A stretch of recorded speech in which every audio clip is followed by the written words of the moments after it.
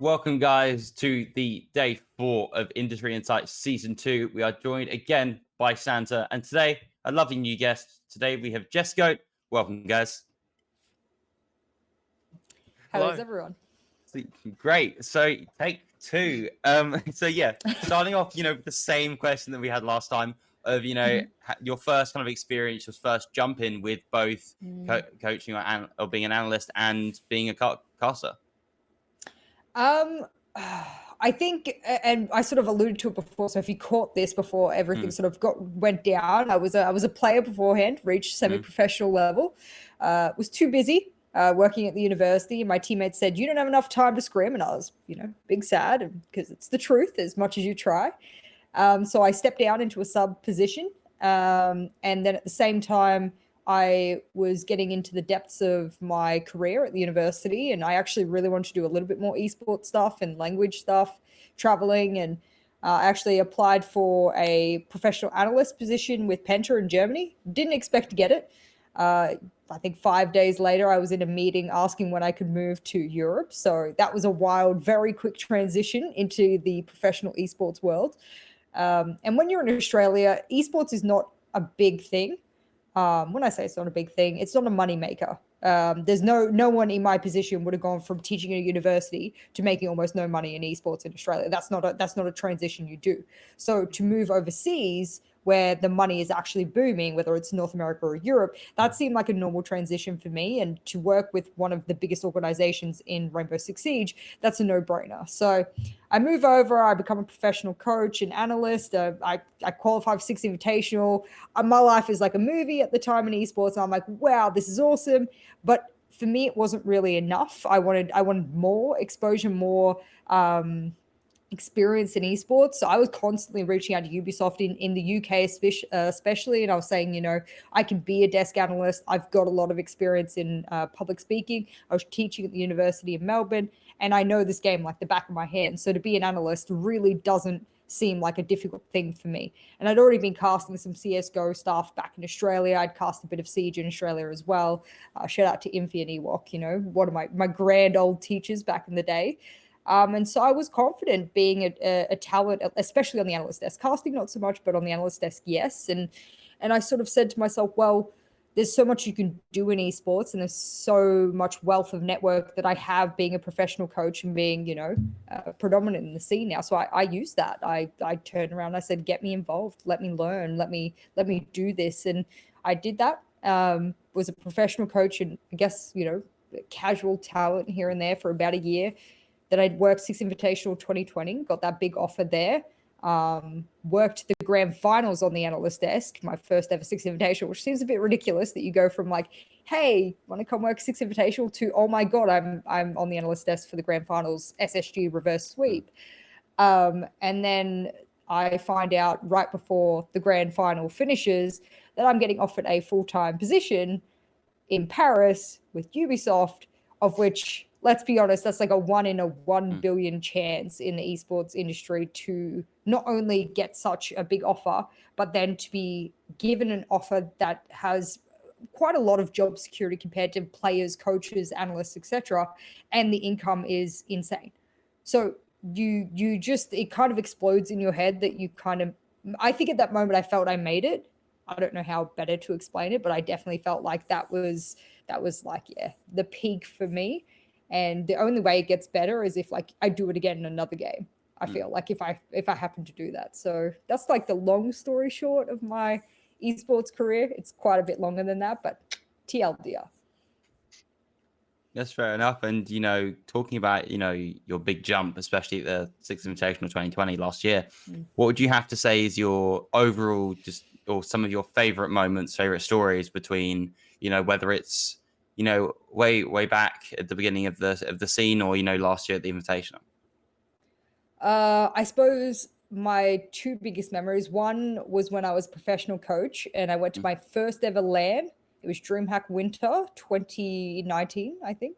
2018, I can't remember. Whichever one it was, right? The years have just rolled on by without my knowledge. But that was my first ever LAN as a professional analyst and coach. And I was essentially told from the organization very subtly and indirectly that we had 1/2 more chances to make Six Invitational, and me joining the team was essentially the push that they wanted to make Six Invitational. And I know how big Six Invitational is. And I was very scared because that was a lot of pressure on my shoulders to get a group of 5 men to make the world championships. And so I was going up against, technically we weren't going up against G2, even though everyone knew at the time they would probably win DreamHack Winter, but they'd already got their ticket. So even if they won, it didn't matter. It goes to the next team in line. So we needed to be that next team in line. And the only other team that really was going to cause us an issue was when we got to the semi-final and we were going head to head with SSG. And I'm standing next to Lycan, the tiny little woman that I am, and sort of looking up at him from the ground. And I'm doing map vetoes, and we're getting down to the last map, and I'm thinking to myself, the boys have told me one thing. There's a map they don't want to play, and I believe another thing. And as a leader, you need to make really tough decisions. And I asked them to give me a moment. And when you're doing map videos, it's not common that a coach will walk away or stall it out for a long period of time. And I knew I was a new coach. I knew I had to try and sort of make good with the boys. But I did strongly believe that they were wrong. They were wrong on this. If we had gone to border, we would have lost. And I needed us to go to consulate against that version of SSG in the day. And I'll never forget, I walked away and I stood there and I went, they've picked you to be the coach. You are the leader. You make the decision. And if it's wrong, it's on you. And that's it. Like you do that because that's what you're meant to do. So finally I convinced myself, I turn around and I go, yep, we ban border, consulate, please. And I walk back to the boys and I'm terrified. I'm terrified of telling them of the decision I've made. Because you can't sugarcoat it. No matter how you say it, that you've done something against their will, it's not going to go well. And we ended up smashing SSG on consulate, getting our ticket to the Six Invitational, and the boys erupted in cheers. I cried later, naturally. We all high-fived, and I will never forget that because I think it was a confirmation to me that I knew what I was talking about, I knew what I was doing, and I knew the boys. I'd analyzed them for months before that. And you made the world championships. That's it. Like that's big. That's probably one of the biggest moments for me. Was the moment we won, and I just, I don't know. A lot of people, after I left coaching, like to say that I wasn't a good coach. But I did many things throughout my coaching career. I beat an undefeated Team Empire in season 9. In the same season, I crafted a counter strategy that defeated the undefeated G2. I mean, I did things in my career that no one else did, and I will never forget it. So I think there were things I did in my coaching career I'm really proud of, and then in talent, I mean, you stand on this stage on the analyst desk doing the grand final. There's nothing bigger. We have nothing bigger. I literally jumped on a ladder and climbed to the top and was like, oh shit, boys, I have nowhere more to climb. I hit the top. You know what I mean? The only other top is stealing a casting from Kicks in Terror. That would be the only other area you could go as a talent. So I'm telling you, I'm living a dream and I'm very aware of it. So what was it that took you into the Rainbow 16 specifically when there's games like Counter-Strike and sort of Call of Duty out there with just as big scenes? It's funny you asked that. I actually was a competitive Call of Duty player on console back in 2014-15. I played it religiously. I was the main sniper for my team, especially when we did search and destroy rotations. So I was hardcore into that. I think one of my main accounts was Prestige Master 870. So I probably had an abysmal amount of hours in that game. And my team one day came to me and they said, we're moving to this game called Rainbow Six Siege. And I was so betrayed. I was like, what game on earth could outdo what we do here on Call of Duty? We'd moved through Black Ops 1, Black Ops 2, you know what I mean? Like we were going through the iterations. And I just had to think about it. And at the time I was like in the second year of my bachelor degree and And I was living off noodles and all those things you do when you're like a poor university student. And I was like, do I save up and buy this effing game, or what do I do? And anyway, so I ended up doing it. I said to the boys, I'll buy it, I'll give it a go, see how we go. And oh my God, if there was an addiction that was worse than Call of Duty, it was Siege. And I think I spent maybe max 6 months on console before I built a better PC and pretty much just moved by myself. Shout out to the boys who I left behind. They built me into the player I was. And then yeah, I just escalated from there. It severely escalated. Nice. Yeah. And, we talked about, what first introduced you to, playing, coaching, being an analyst. But the more back I want to go on that is what first introduced you to esports in general? Ooh. I think that's a really hard one because you sort of, I think when I'm thinking so far back now, my memory barely spans a week. So that many years, almost a decade ago, of me starting serious gaming was a very long time ago. I would say there came a moment when I was console gaming, playing Call of Duty Black Ops 1, where one of my clips from One in the Chamber, and if anyone doesn't know it, Google it, but there's a game mode in Black Ops at the time called One in the Chamber.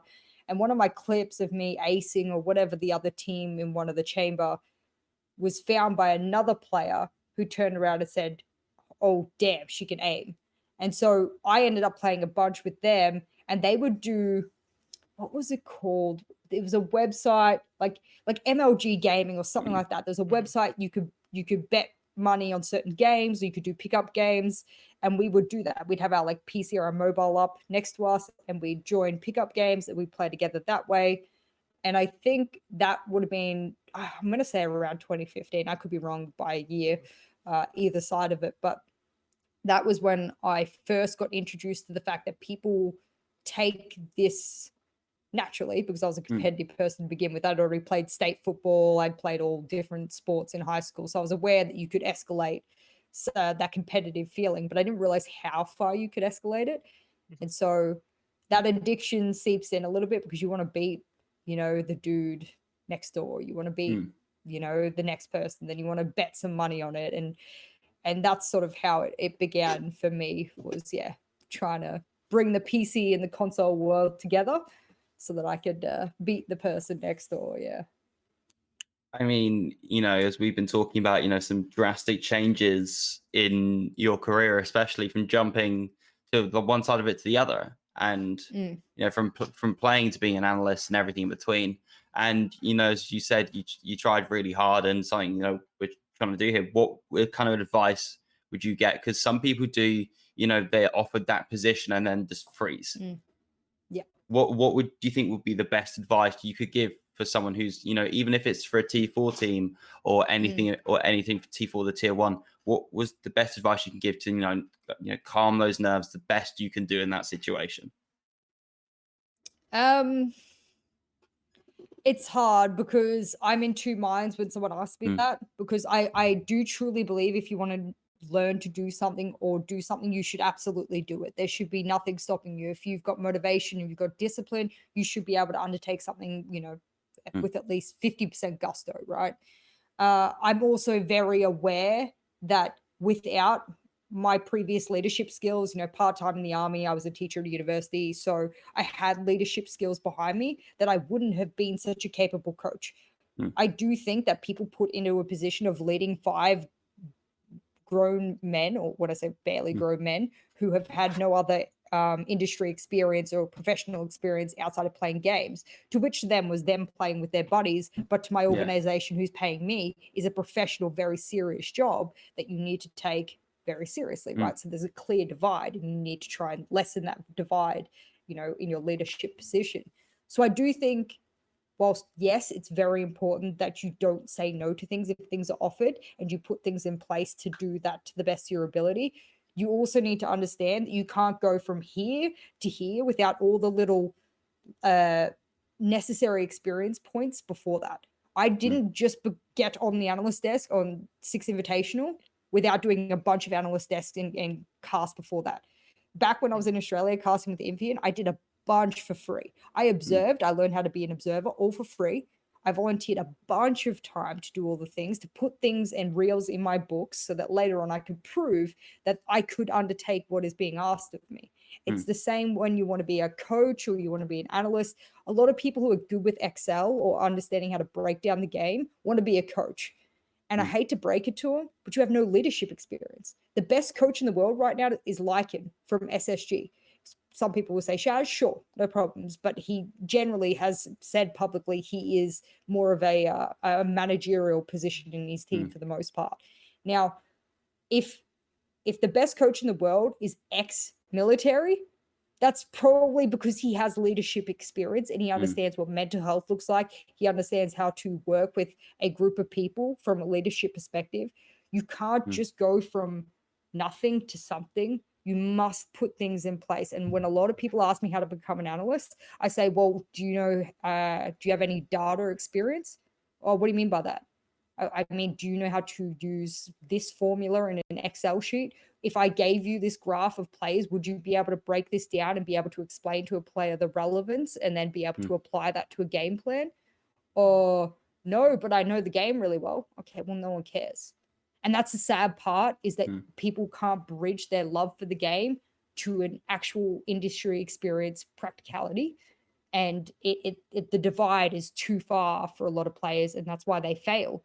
I don't want to see people fail. I love esports. I want it to flourish. I want everyone in it to flourish so that we grow and we have a great foundation. So if you want to be part of that foundation, stop pretending you know things you don't. It's rife in esports. A lot of people like to claim they're experts in things that they're not even trained in. So get that training. Take that 6 months Excel course or whatever they're calling them these days. Go and learn, how to use Excel. Pay someone lessons like you would when I'm learning languages. I pay a tutor to teach me a language and pretend I know how to speak Italian or German. I pay someone to teach me. And that's going to slowly bring the expertise of the industry up. Start volunteering with the tier 4 teams, get some names under your belt, get a good, reference here and there, and you will move up, because it's what I did. A lot of people think I didn't. I just magically popped in. I didn't do that. I managed teams for free. I did this for free. I did that for free. I got my resume up as best I could. So it's really what I do stress to people who want to do it, is that unless you get through extraordinary networking or timing, things don't just get given to you. So yeah, big important step there. Who do you think is this one person that's benefited your career the most when it comes to sort of both captain and analyst? I mean, there's probably two people that stand out to me that I don't think in their heads necessarily did too much. Like I don't think they thought it was a big thing, but to me it was huge. Or three people rather. The first one was Infian, who told me to come cast SEA, Southeast Asian Pro League, with him way back in 2017, 18, or whatever it was, 2017 it would have been. And he goes, I don't have a co-caster. And like, he cast it for free. Everything was done for free in Australia and, APAC at that time. And I was like, sure, why not? I know how to speak about the game, blah, blah, blah. God, I still have some clips naturally for the reels, but God, I've gotten so much better. But he was just like, he was so keen to have me involved. He's all about learning. He knows more about Siege than I'm sure anyone, actually. He deserves far more credit for his job in Siege GG. But yeah, he kicking me off into that originally was probably the person I do need to turn around and say it comes off of him, let's be honest.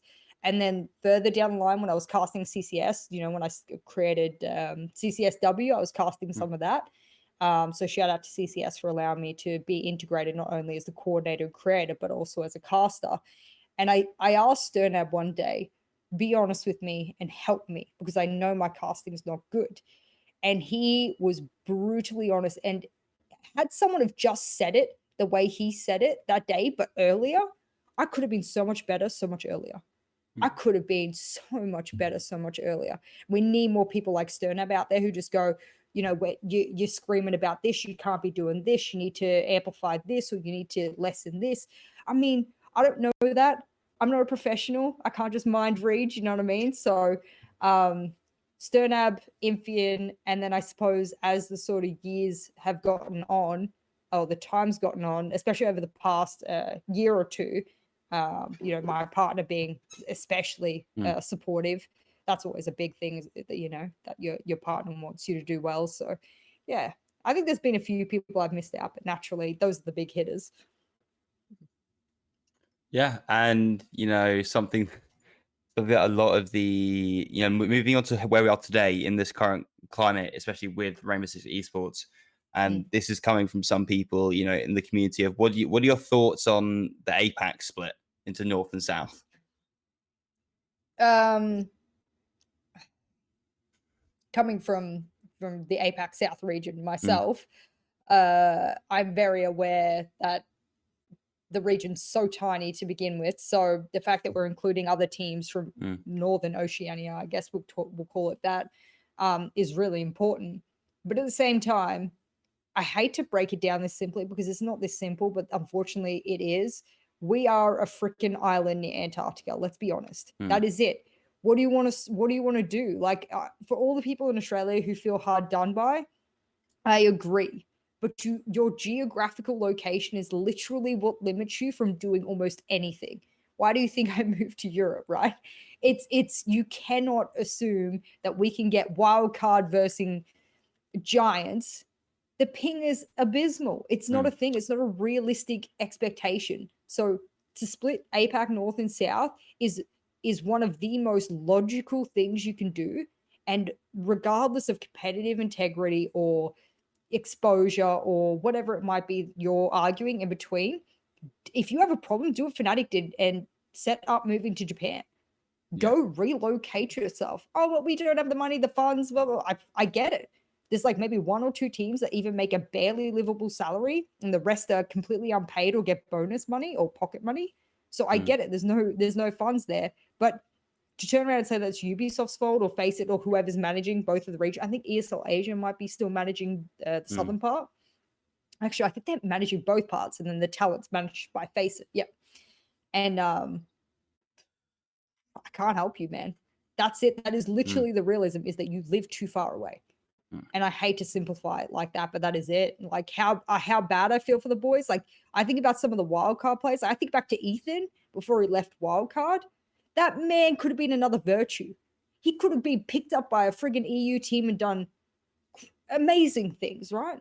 And no one knew about him because you had to watch him, playing Oceanic games. And it was always considered that they took Fnatic's place. So, of course, they look as good as they did. No, they didn't just look as good as they did because they were the best in the region. They looked as good as they did because they were good. They were a good team, and we need to give them that respect. So, I don't know. I think for me personally, to break it down on such a simple fact of them just being geographically isolated, and that's why you get the short end of the stick. I mean, I hate to say that, but that's the truth. It's brutal. Yeah. So on the comp, Oh, the- I was going to say, I'm hearing a robot in the background. Is this poor Santa's just died in the background there? Who would moving to, still staying on the APAC side of things? I mean, especially with when the Paris studio was a thing before COVID happened. I mean, a lovely studio, absolutely amazing. And it's something that, was it different for you guys to take that and go with the APAC as well? Because before that, APAC was casted very differently. And so was that a change, from that perspective? From a very personal perspective, and of course I know that my colleagues suffered with the APAC side of it, definitely. But I have, and I don't think people realize this, I have had to go to the doctors every month to check my vitamin D levels because I have to work midnight to 8 a.m. Every day. You know what I mean? With EU. And if it's not EU, APAC 6 p.m. to 2 a.m. Right? But that was alternating every day. So Monday we do EU, Tuesday APAC, so on and so forth, back and forth. My sleeping schedule was completely out of whack. There was no time for any life in between it because you would try to catch up on sleep, and everything was turned back to front consistently. And so between EU, when you finished at 8 a.m., you needed to sleep almost instantly. And once you instantaneously slept, then you would wake up 7 hours later, especially if you had to do hair and makeup. So there was two of us women that consistently had to add extra time to do hair and makeup. And you're back 7 hours later with barely any food or coffee or anything to then cast APAC. But then that night you would get a bit of an extra sleep because EU didn't start till midnight, and it would rotate again and again. Now, I can very happily confirm that Ubisoft and everyone involved has realized that was so effing stupid that you did that 4 days a week to talent and kept them pretty much living only for their job. That's ridiculous. Now, they're very aware, and that's changed quite significantly by the sounds of it, except for the super weeks.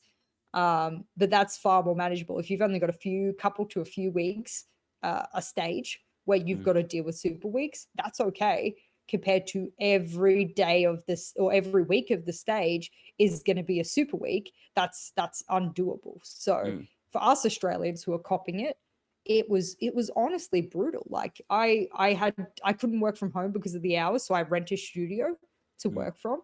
Like there were so many factors that came into this that yeah, I would say brutal is the right word for it. Anyone who had to try and live through that schedule would definitely understand.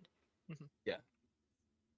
And it's something that I think not a lot of people see, especially when you guys were transitioning to cast APAC alongside EU, and especially using that same talent. It absolutely brutal. And Yeah. you know, moving on to the more today kind of things, especially with Twitter. Again, something that was asked by the community. Again, not asking, no leaks. We've already had enough Oh, this week. okay. So this was thrown out, I think, if I'm not mistaken, by Virtue, potentially, of the 9 map and introducing auto bans again. What are your kind of opinions on that if that were to be introduced back in?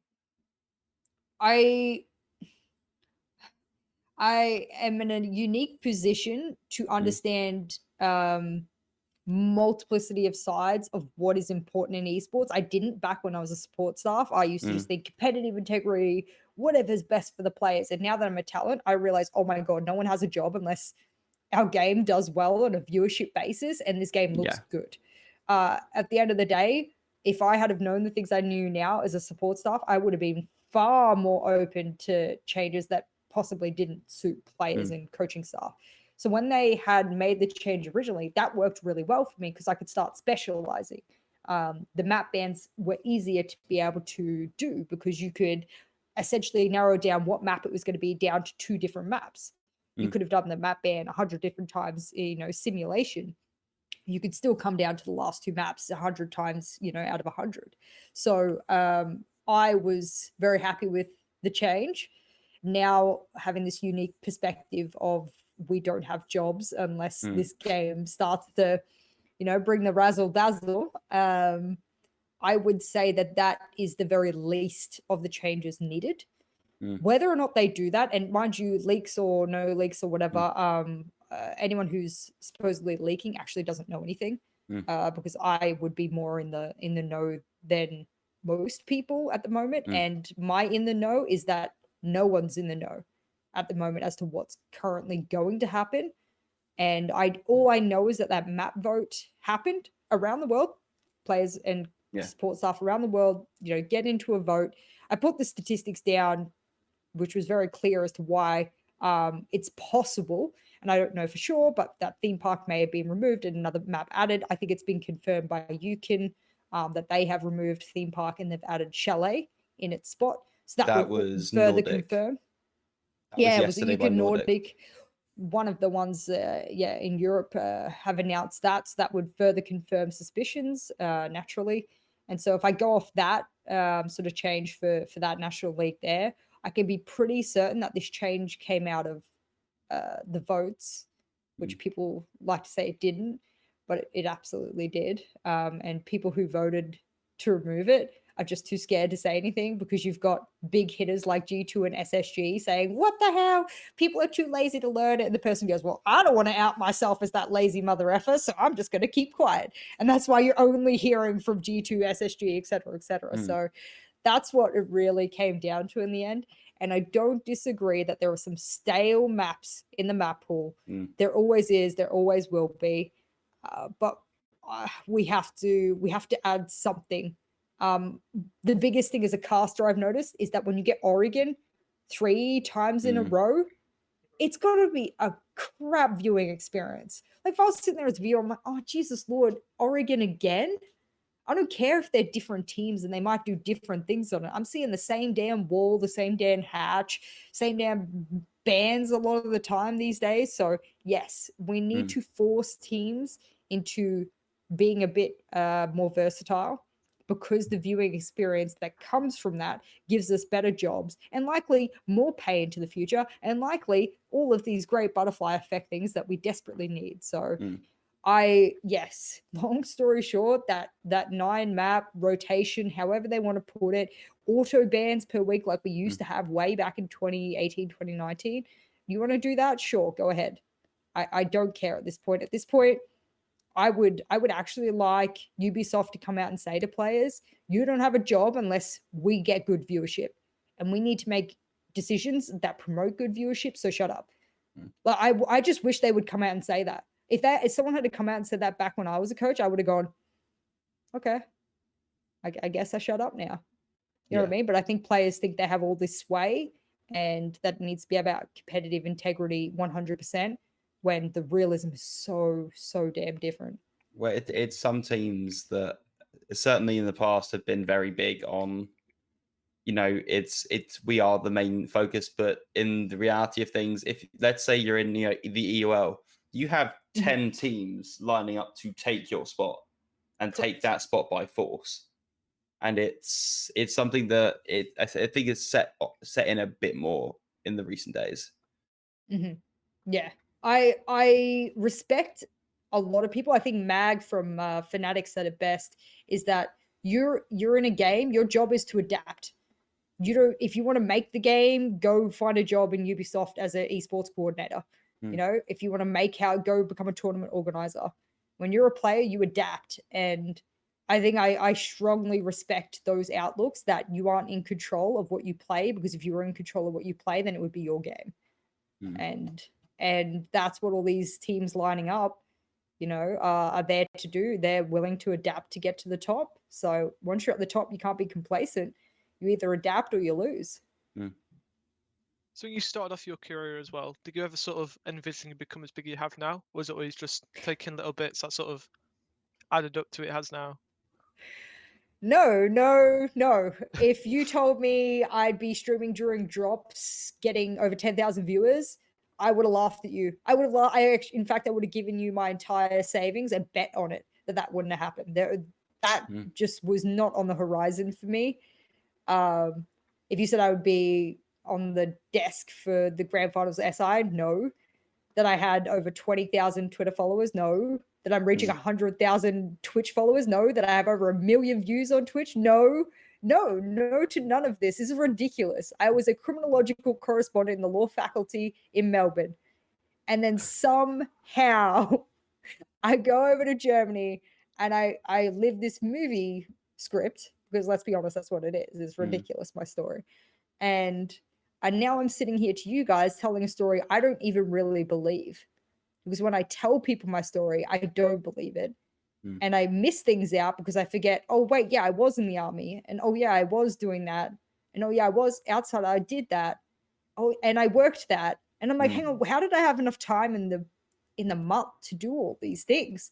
And I do remember I barely slept. I'm a workaholic, and I'm very much working on that. And being a talent really helps with that. So I'm very, very happy. But yeah, no, I'm sitting here. Like, the moment you said that, the first thing I looked over to was this trophy. The caster, top shoutcaster of the year. And I was like, you know what? At this point, if I can do all the things I did, like, is there a limit for me? I'll just keep going, boys. I'm just gonna keep trying everything. I don't know. I don't know where the limit is or where the ceiling is, but so far it hasn't impeded me, I don't think. So I'm just gonna keep trying. No, it's ridiculous. Anyone who asks me, I'm gonna write a book one day about all the dumb, well, it's not dumb, all the crazy stuff I've done, and people are gonna read it and be like, "This is fiction."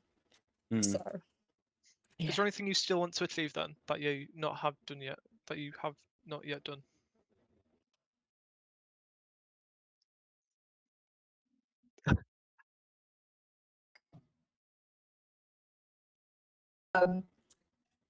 Something I haven't done, which I might still want to do. I don't really know. I try not to I try not to have too many big goals because when I say that, probably because everything I've wanted to do, I just try and do it, and if I can't get there, then I figure out a solution as to how to get there. So I've never really felt that you can't do things if you don't put in enough effort.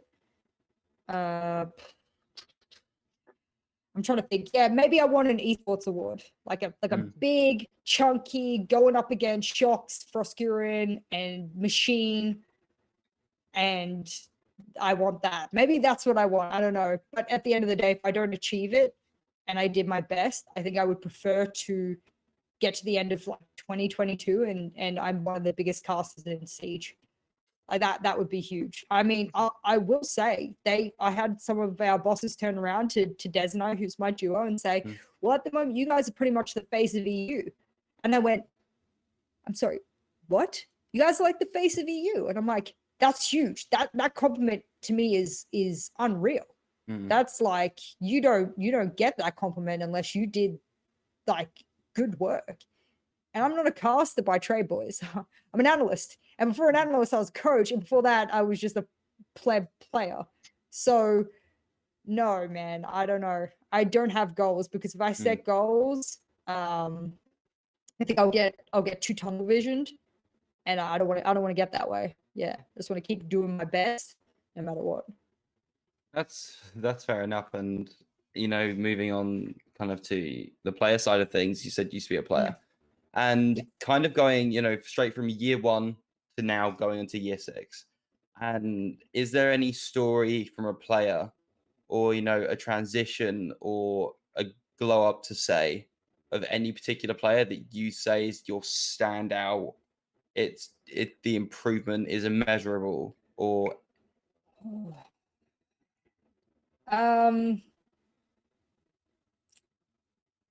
I always felt horrible that Sabos never got the limelight he deserved. He was one of the best support players I had ever worked with.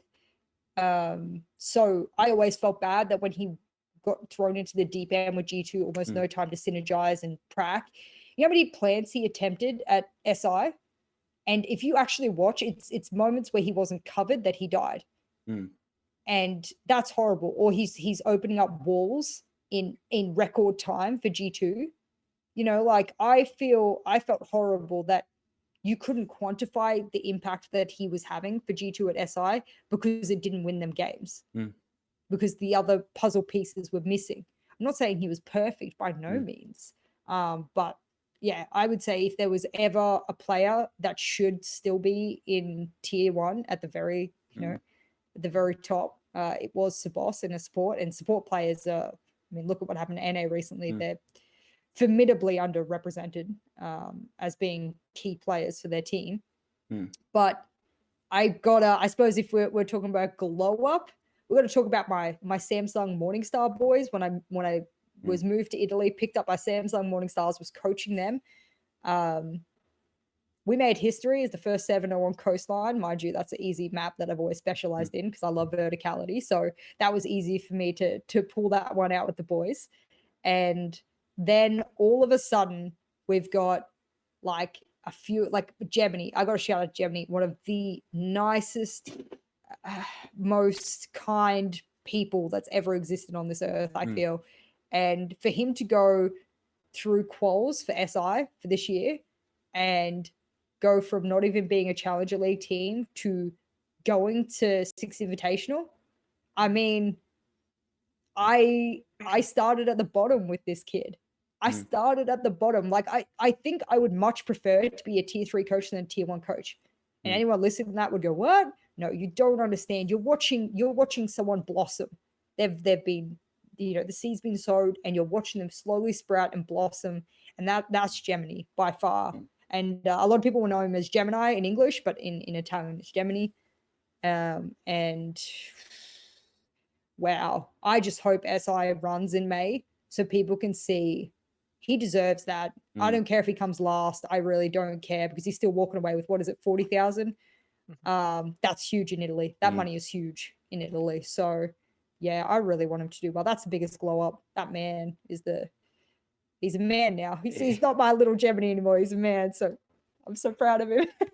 I mean, it was a standout performance to say the least. I mean, Oh. tearing your way through some of the most formidable EU teams and being one of the only teams that not even in CL have. Yeah. It's following along the lines of what Navi did, of what Empire did, not making it to SI, but absolutely just pounding your way through. And I think it was great to see. Forza is the best example of that. Do you remember the old Forza? Yes. And then they did Raleigh. And I think there's been multiple iterations of like the Makers version, but this is the biggest I think I can ever point to. So yeah, I'm really proud of them. Oh my God, unbelievable. It's unbelievable to say the least. Well, it's great to see because I was working alongside Demo and Meepy for those qualifiers, but it's what I think is special about this year's SI is we have had something that's never happened before. Is you had Altoria making it as a full Canadian squad, Makers as a full Italian squad, and it's absolutely just stand out to see so many teams be represented. It was unfortunate it didn't go ahead, but it is going ahead in May with some little changes to some teams. I don't think that's going to stop Makers at all. I think they'll continue They on their haven't made streak. any changes officially, have they? Because I haven't kept up to date with that, and my understanding is no. Someone in the chat says they're looking for a player and lost a coach. Yes, they lost Torok, who, oh my God, I don't know why. Look, not going to judge. Not sure why you left. Don't know what the circumstances were. But he was a good player. He was.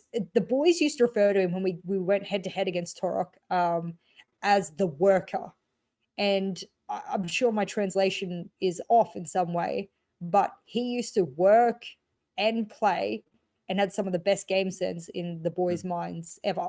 And they wanted me to try and scalp him, of course, from his team, then bring him over.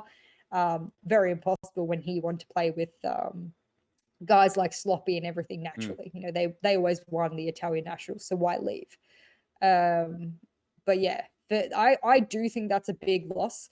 A lot of people won't understand Torok's influence on the team and to get to them to that point. So I actually think it will impact them going into SI in May. And I worry that if they don't have anyone to fill those shoes, that it's not going to be a good outcome for them. But either way, they still did the thing. I don't think it matters. It's like when we couldn't beat Norengo, like we were 1-2 rounds away from beating them and moving through. We could beat Norengo and then they get to top 4. I mean, we went up against a top 4 team and almost beat them. Like, it doesn't matter that we didn't win. We still made SI and we still put a damn good show on. And if you get knocked out, you get knocked out. But you're still the top 16 team in the world. And no one can take that away from you. And that's what these boys walk away with now. That's it. No one takes that away from them.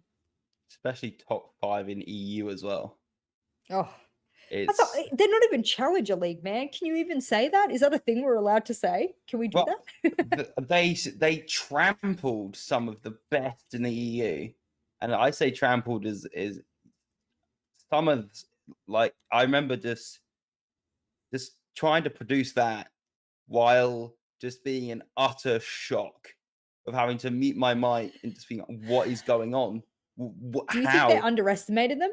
Do you think maybe some teams Oh, came in and yes. thought, well, this is not even Challenger League team. It We can take always it easy. happens. I mean, Yeah. who was it? Was it last year at SI or in the Raleigh Major? It was Team Secret, I want to say, who were Mhm. Challenger League.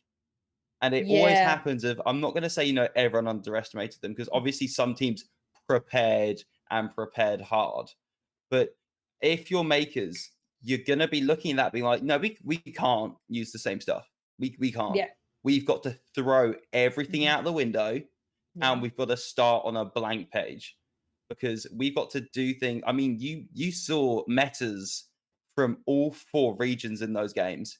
You had the LATAM just aggressive plays, the EU and NA structure, along with the 8. Just APAC and LATAM for me always seem to intertwine a little bit, because sometimes they're extremely aggressive. And seeing that along with the EU NA just setups is something that no one's seen in a long, I'm gonna say, since like Liquid G2 Oh, head to yeah. head, since that kind of meta was a thing. It's something that no one was ready for, because you could prepare all you wanted for those games. They weren't the same team. They were You also just have next to level. remember that the Italian scene Mm, is very, and I would say that this probably happens in France as well. And I don't want to blame the language barriers there for mm, it, but that does come down to it a little bit, is that they play in this echo chamber. And mm, then the moment that they're released from this echo chamber, people go, what are you doing? mm, What are you doing? And I always made a really big effort that when I was with Samsung Morning Stars, that we would scrim non-Italian teams. mm, We would scrim Spanish teams, UK teams, German teams a lot, French teams when we could, whatever, right? Like you broaden your horizons and try and go up against a lot of different metas. But that will happen in regions that are very echo chambery, is that they'll start developing all these things and doing all these things, and it's usual there. And then all of a sudden, Navi from the UK is going, what are you doing? Like, no one does this mm. in a game. And they go, but we've been doing it in PG Nats. Is this not okay? Because this is what we usually do. And they go, what the frick? So yeah, I will say that there is small pockets inside Europe. CIS is a good region. That's why I think the Russian region has always done Yeah. really explosive things, because they're also in their own version of an echo chamber. And that's why we see these explosive things come out of nowhere, because people just don't prepare for it. They're not prepared. Yeah. So what do you think Siege needs to do then to bring in more people, not just to sort of the game itself, but also to the esports scene? For the love of God, put an esports tab. Do what every other publisher and game does. I mean, let's be honest, Valve treats their esports scene like shit. Like, you ask any CSGO player and they're going to be like, Valve pretends we don't exist. And I'll be like, yeah, that makes sense. Like, from what I've seen, you're like a speck of dust to them. But they have pick'ems and esports tabs, and the thing that comes up on the right now where you can click in the game and watch it literally inside the game. And then so did Overwatch, and so does every other freaking esports game I can think of to this very day. In fact, Valorant is putting inside the maps billboards for Masters, so that you can see that the Masters will be running coming up on certain dates. And you know what we have? Sometimes on a special day, on a special moon of a certain month, we will have a tiny little placard that will come up at the bottom that swooshes by, that says possibly EUL or NAL or whatever is running. Now, I've always had EUL on my ones. I've never had have NA you? pop up. I think I saw a Nordic one or some National League one once, and I was like, why that one and not? Anyway, I definitely saw something of that kind once, and I was like, whoa, they're advertising. And that's when we put it on Twitter and we blow it up, because we want them to do it more. But I don't know, man. Like, how can we be in year 6 and like we have like 10% of the player population that even knows about esports? That's embarrassing. I'm embarrassed. Like, when I'm playing on Twitch, like, I try and promote the fact that I am a pro league caster, that we have pro league games. These are the regions. I'll use one very simple term, and I can't even think of, like, I'll say EUL or I'll say APAC North, and people are like, what's that? And they're like, oh my God. Like, honestly, don't even worry. Don't even worry, because at that point, what can you do? And I really feel bad because I love a lot of what Ubisoft does, but somewhere along the line, you have to hold them accountable for the fact that our growth has been stunted by indecision, lack of marketing, and improper understanding as to how esports scene flourishes with a mixture of the casual community. And they've done that wrong time after time after time. I could see slow things seeping into the mix, that placard at the bottom we were talking about, but not enough. Like, just do something. Do something. You know that meme where there's a stick? Like, do something. Like, that's all I think sometimes. Like, just do something. Yeah. We are also coming up to around that time. We have around 5 to 10 minutes left. So if anyone, watching wants to ask anything, you can just stick it in chat if it's obviously appropriate. And yeah, so kind of moving on, especially it's a weird one to say because, with the brand new structures that we're bringing into place with the 9 national leagues in EU and just moving around in general, especially one thing I did want to ask is last year, every major region had a very different format.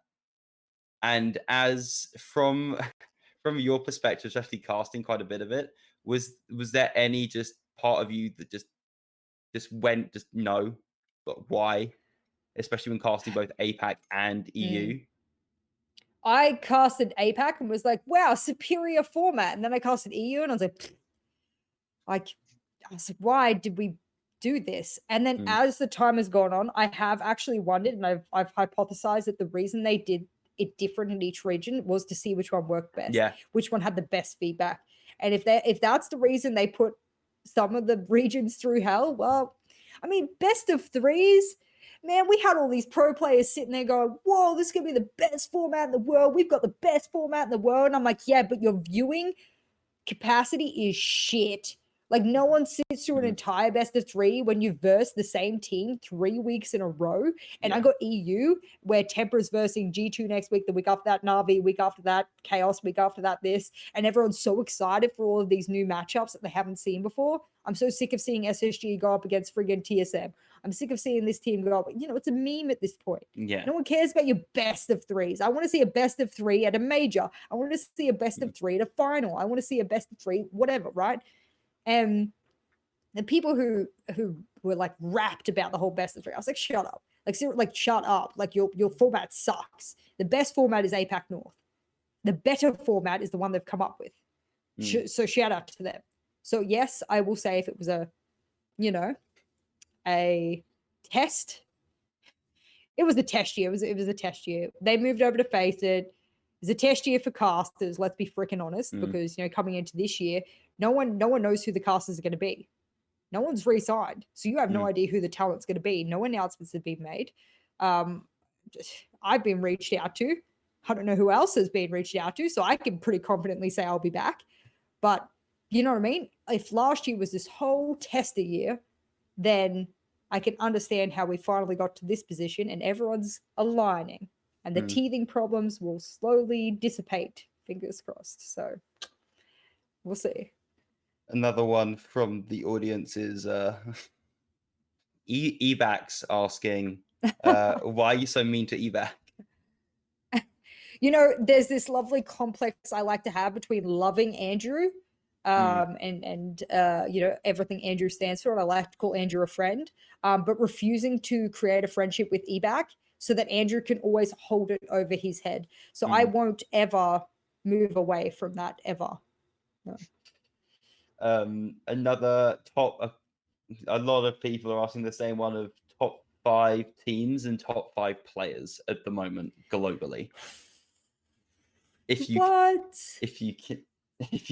We haven't even had 6 invitational. People are like, yo, name the top 5 teams in the world right now. You're an analyst, you should know. And I'll be like, I haven't seen them play against each other. I don't know how their structure is going to go. And they're like, yeah, but name it. Who's the best? And I'm like, please, hello. I can only think back to the last SI, but that is nowhere near relevant anymore. And now we have roster mania. How do you want me to pick a team anymore? That's impossible. I would say before roster mania, best teams in the world, G2 BDS out of our region would absolutely be G2 BDS. From APAC region, I really, really, truly believed that no one can get to the level of Giants. I don't even think if Wildcard had have gone over, they would have beaten Giants. So I would say from the whole Asia Pacific region, Giants were well up there. Um, I guess from North America, you got to say that the two, well, rather the three big uns of TSM, DZ, and SSG. I think SSG has been looking shaky. I don't know if that was stuff for hiding for SI. Very may well have been, but I think TSM and DZ are better than them at the moment. So I don't know how that shapes up, but that's from a viewing experience rather than a practicality area.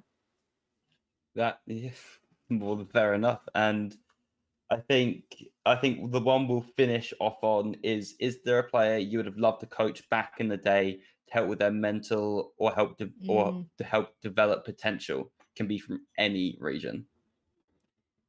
Oh, I definitely would have loved to have been the coach of Shaiko in his reintroduction to Pro League.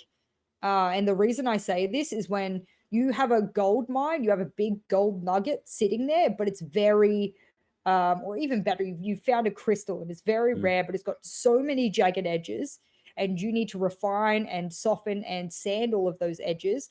That comes down to intense mentality, of which he has a great stamina as a player. You see how many hours he streams for, etc. So he has the discipline and the stamina already. It'd be about reforming his responses in and out of game, communication, making it top tier. I actually watched some of his streams and not understanding a lot of French. I know that some of his comms could be refined and he would be a far better player. He's mechanically gifted. If he could work off another Roma and use crossfires to exponentially raise his opportunities of winning, of which he already does naturally by being one of the best mechanically skilled players in the world. If a coach had sat down and helped refine those jagged edges of him, I really, truly do believe we could turn around and say he is the best gunner in the world by far. At the moment, it's a big contention. Is it Bolo? Is it this person? Is it this? Is it this? I think if someone had sat down with Shaiko and gone, these are your trouble areas, and if we just slowly work on them, you really will be one of the best players in the world, then that would have been really where I would have loved to have come in. A lot of coaches don't know anything about mental coaching. They just know the game. And that's where a lot of players struggle. They get kicked because their mentality sucks and no one worked on it with them. And that's a super shame. That's a big shame. So I hate to hear that players who have big potential but didn't get to go anywhere because their mentality or attitude sucked, or they didn't know how to comm properly and they never learned. So not to say that Shaiko is in that boat in any way, shape, or form. I just think we could have refined a diamond here into a beautiful, beautiful engagement ring, which would have well exceeded what he can already produce. So, yeah. Yeah. Well, a great insight there. Thank you so much for coming on today. I know we had a few difficulties earlier on. Oh, So my a apologies as little bit well. late. Time zone related. So the fact that you had tech difficulties back very much even the playing field. And shout out to Akviko. I love you, girlfriend. I miss you very dearly. Yeah, no, I appreciate you guys having me. But yeah, that will be all from us. Tomorrow we have M or Fluke. So we really look forward to having them on tomorrow. And thank you so much for coming on today. We really appreciate it. It's been a fun hour, and we'll see you guys tomorrow. Thank you.